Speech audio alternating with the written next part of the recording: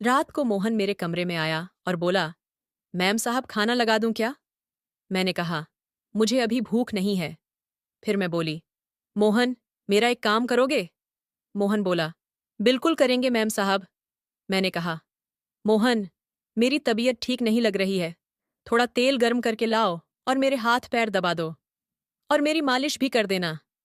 मोहन बोला, ठीक है मैम साहब, हम तेल गर्म करके लाते हैं। मैं उस समय गाउन पहनी हुई थी और बिस्तर पर लेट गई। मोहन 5 मिनट में तेल गर्म करके कमरे में आ गया और वहीं खड़ा हो गया। मैंने अपना गाउन घुटनों तक उठा दिया और कहा, मोहन, मेरे पैरों पर तेल लगाकर मालिश कर दो। मोहन जी मैम साहब कहकर मेरे पैरों पर तेल की मालिश करने लगा। मैंने जानबूझकर अपना गाउन ऊपर उठा लिया ताकि मोहन को अपने जलवे दिखा सकूं। मोहन मेरे पैरों की मालिश करते हुए मेरी टांगों को घूर रहा था और उसकी उंगलियों की पकड़ पहले से भी ज्यादा तेज हो गई। फिर मैं पलट गई और बोली, मोहन, मेरी पीठ की भी मालिश कर दो, बहुत दर्द हो रहा है। वह थोड़ा हिचकिचाने लगा और कहा, मैम साहब, मैं ये नहीं कर सकता। मैंने कहा, मोहन, देखो, तुम्हें शर्माने की कोई जरूरत नहीं है। मैंने तुम्हें अपने काम पर रखा हुआ है और इस मालिश के पैसे मैं तुम्हें अलग से दूंगी ताकि तुम्हारा भी घर अच्छे से चल सके। मैंने उसे पैसों का लालच दिया। मोहन ने मेरा गाउन पीठ से उठाकर पीठ की मालिश शुरू कर दी। मैंने दीवार पर लगे शीशे में देख लिया कि अब वह मेरे बदन को घूर रहा था। मैंने कहा, मोहन, मेरी पीठ पर अच्छे से मसाज करो। वह कांपते हाथों से मेरी पीठ की मसाज कर रहा था। उसके हाथ बहुत ज्यादा कांप रहे थे। थोड़ी देर बाद मैं पलटकर सीधी हो गई और बोली, मोहन, अब मेरे पेट की भी मालिश करो। मोहन बोला, मैम साहब ये क्या कह रही हैं? मोहन बुरी तरह कांप रहा था और हिचकिचा रहा था कि खुद से पहल नहीं करने वाला। वह चाहता था कि पहल मैं करूं। वह थोड़ा शर्मीला था, इसलिए मैंने उसके दोनों हाथ को पकड़कर मैं अपने दोनों को। नमस्ते दोस्तों, आप सभी का स्वागत है मेरे यूट्यूब चैनल कुनी मोरल स्टोरी में। मेरा नाम काजल है और मैं 24 साल की खूबसूरत महिला हूं। मेरी शादी को 3 साल हो चुके हैं।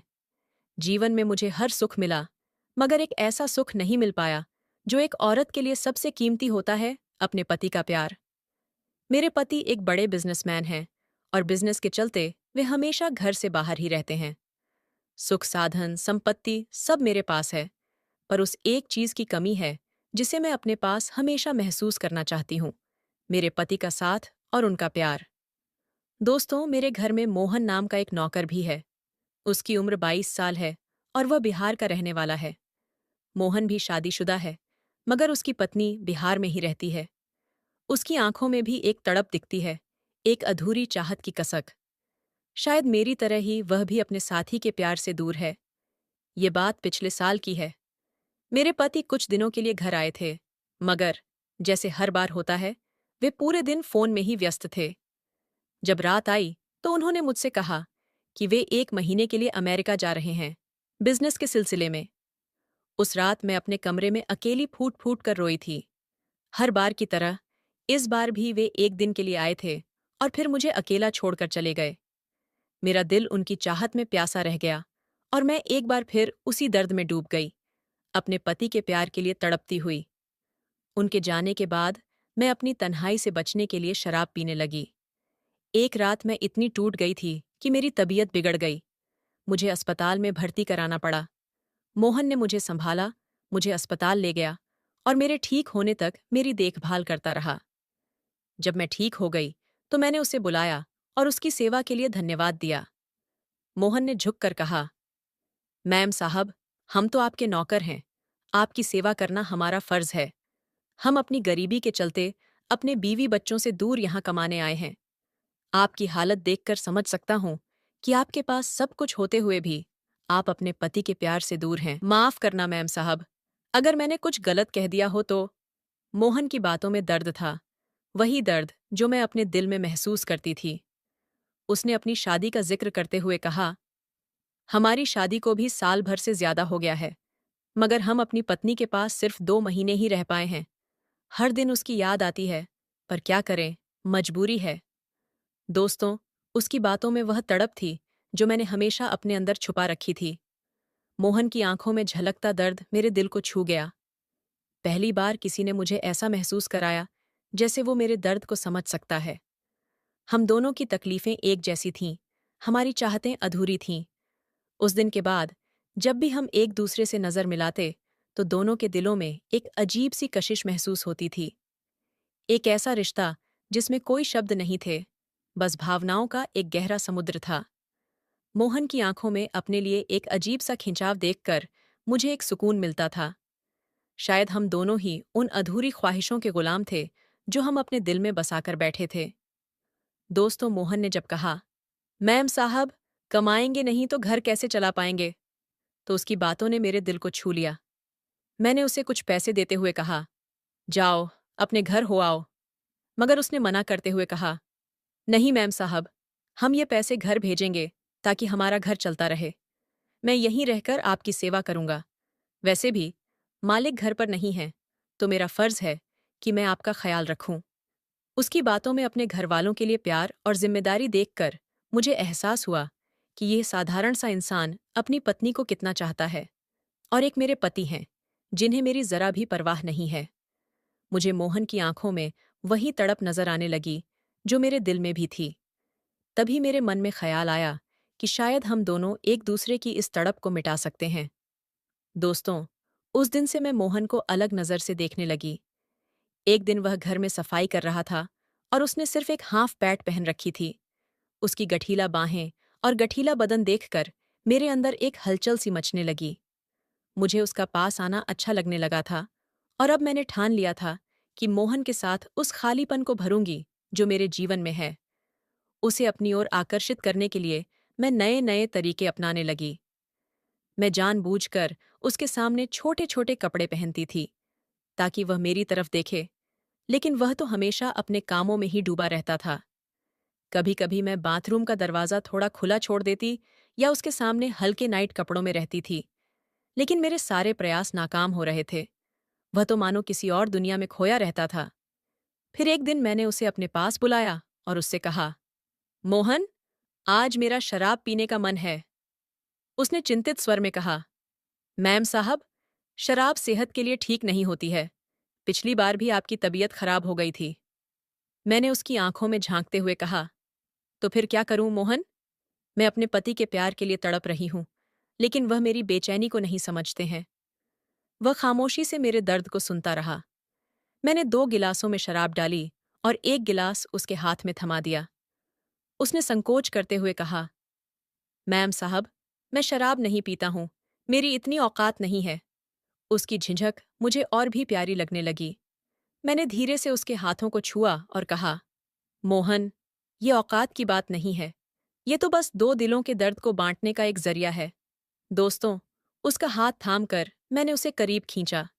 पहली बार उसकी नज़दीकी में मुझे एक अलग सी गर्माहट महसूस हुई। मेरा दिल तेजी से धड़कने लगा और उसकी झिझक भरी आंखों में मुझे अपनी ही तड़प की झलक मिली।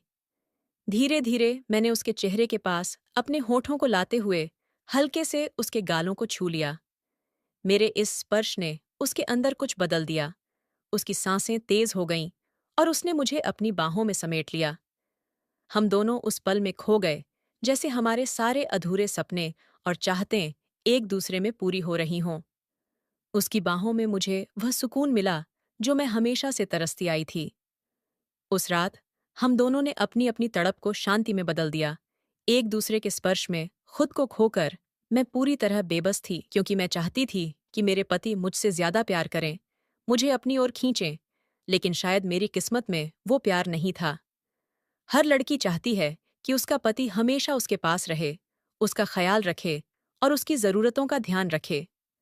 पर मेरे पति तो हमेशा अपने काम में इतने व्यस्त रहते थे कि मुझे हमेशा अकेला महसूस होता था। एक रात मोहन मेरे कमरे में आया और बोला, मैम साहब, क्या खाना लगा दूं? मैंने कहा, मुझे अभी भूख नहीं है। फिर मैंने हिम्मत जुटाकर कहा, मोहन, मेरा एक काम करोगे? मोहन ने मुस्कुराते हुए कहा, बिल्कुल मैम साहब। मैंने कहा, मोहन, मेरी तबीयत ठीक नहीं लग रही, थोड़ा तेल गरम करके लाओ और मेरी मालिश कर दो। मोहन ने सिर हिलाया और कहा, ठीक है मैम साहब, मैं अभी लाता हूं। मैं उस समय गाउन पहने हुए थी और बिस्तर पर लेटी थी। मोहन कुछ ही देर में तेल गरम करके कमरे में आ गया। मैंने थोड़ा मुस्कुराते हुए अपना गाउन घुटनों तक ऊपर किया और कहा, मोहन, मेरे पैरों पर तेल लगाकर मालिश कर दो। मोहन बड़े अदब से, जी मैम साहब, कहकर मेरे पैरों की मालिश करने लगा। मेरे शरीर के स्पर्श से वह धीरे धीरे महसूस करने लगा। उसकी उंगलियां मेरे पैरों पर धीरे धीरे मसलने लगीं और मुझे गर्माहट महसूस होने लगी। वह जैसे जैसे मेरे पैरों की मालिश करता गया, मेरी आंखें उसके स्पर्श को महसूस कर रही थीं और एक अजीब सा आकर्षण महसूस होने लगा। फिर मैंने हल्के से पलटते हुए कहा, मोहन, मेरी पीठ की भी मालिश कर दो, बहुत दर्द हो रहा है।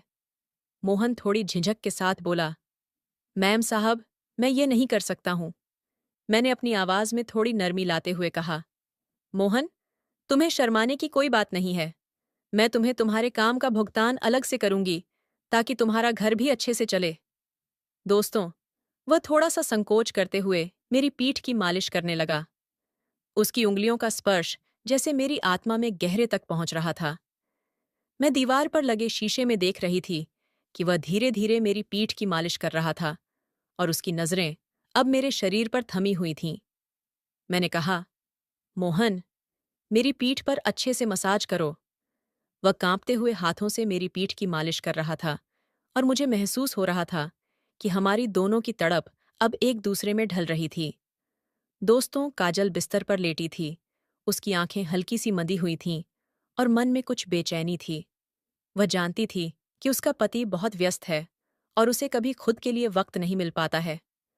उसकी स्थिति समझने वाला कोई नहीं था और यही कारण था कि उसने मोहन से बात करने का फैसला किया। वह एक समझदार इंसान था और काजल को उसके साथ एक कनेक्शन महसूस होता था। मोहन, काजल ने धीरे से कहा, क्या तुम मेरी मदद कर सकते हो? उसकी आवाज में कुछ अलग ही भावनाएं थीं, जैसे वह खुद को जरा सी राहत देना चाहती हो। मोहन थोड़ी देर के लिए चुप रहा, फिर उसने हल्की सी मुस्कान के साथ कहा, बिल्कुल, मैम। आप बताइए, क्या करना है? काजल ने धीरे से कहा, मुझे कुछ अच्छा महसूस करना है, बस थोड़ा आराम चाहिए। क्या तुम मेरी मदद करोगे? सिर्फ एक बार, मोहन। उसकी आवाज में एक शांति और भरोसा था, जिसे मोहन ने महसूस किया। मोहन ने आहिस्ता से कहा, मैम, अगर आप आराम चाहती हैं, तो मुझे खुशी होगी कि मैं आपकी मदद कर सकूं। उसने तेल को गर्म किया और काजल की तरफ बढ़ा। जैसे ही मोहन ने काजल की पीठ पर तेल लगाया, तो एक सुकून का एहसास होने लगा। काजल ने गहरी सांस ली, जैसे उसे कुछ राहत मिल रही हो। मोहन का स्पर्श धीरे धीरे और सटीक था, जैसे उसने हर मूवमेंट को समझा हो। दोस्तों, काजल ने उसे और अधिक आरामदायक महसूस करने के लिए कहा, थोड़ा और दबाओ मोहन, ऐसा लगता है कि दर्द कम हो रहा है। मोहन ने ध्यान से उसकी पीठ की मालिश की और धीरे धीरे उसके शरीर के हर तनाव को कम करने का प्रयास किया। इस पल में काजल को महसूस हुआ कि कभी कभी सही वक्त और सही लोग आपके जीवन में सुकून और समझ ला सकते हैं। वह जानती थी कि मोहन सिर्फ एक कामकाजी व्यक्ति था, लेकिन आज वह काजल को एक दोस्त की तरह समझ रहा था और यह उसके लिए बहुत मायने रखता था।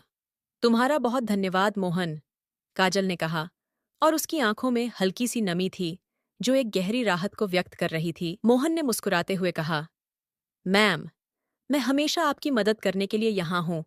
अगर आपको कभी भी जरूरत हो, तो मुझे बताइए। इतना सुनने के बाद मैंने अपनी बाहों में उसे कसकर जकड़ लिया, लेकिन मोहन ने मुझे एक झटके में खुद से दूर कर दिया और मेरे पैरों से चादर को उठाकर मेरे पूरे बदन को ढक दिया। वह सिर झुकाकर अपने हाथ जोड़कर खड़ा हो गया और बोला, मैम साहब, यह हमसे नहीं होगा। हम अपनी पत्नी से बहुत प्यार करते हैं और हम अपनी पत्नी के साथ बेवफाई नहीं कर सकते हैं, न ही अपने मालिक के साथ गद्दारी कर सकते हैं, वरना हम गद्दार कहलाएंगे। मैम साहब, हम गरीब जरूर हैं, लेकिन अपनी मेहनत का खाते हैं। हम जानते हैं कि मालिक आपको छोड़कर कई कई महीने तक विदेश में रहते हैं, लेकिन इसका मतलब यह नहीं कि आप मालिक के साथ बेवफाई करें। आप मालिक से प्यार से बात तो करके देखिए, शायद वह आपकी बात मान जाए। जब हम अपनी पत्नी के बिना उसकी यादों के सहारे जी सकते हैं, तो आप क्यों नहीं? आखिर प्यार और विश्वास भी तो कोई चीज होती है। मालिक बाहर रहकर इतनी मेहनत करते हैं, वह भी तो आपकी ही खुशी के लिए ही करते हैं। मोहन की बातें सुनकर मेरा सिर शर्म से झुक गया। मैं उसे आंखें भी नहीं मिला पा रही थी। उसकी एक एक बात मेरे कानों में जलते हुए तेजाब की तरह लग रही थी, क्योंकि वह सच कह रहा था। मोहन हाथ जोड़कर बोला, मैम साहब, अब मैं आपके घर में काम नहीं कर सकता हूँ। मैं कल ही यहाँ से चला जाऊंगा और कोई दूसरी नौकरी तलाश करूंगा। मैंने उसे रुकने का कहा।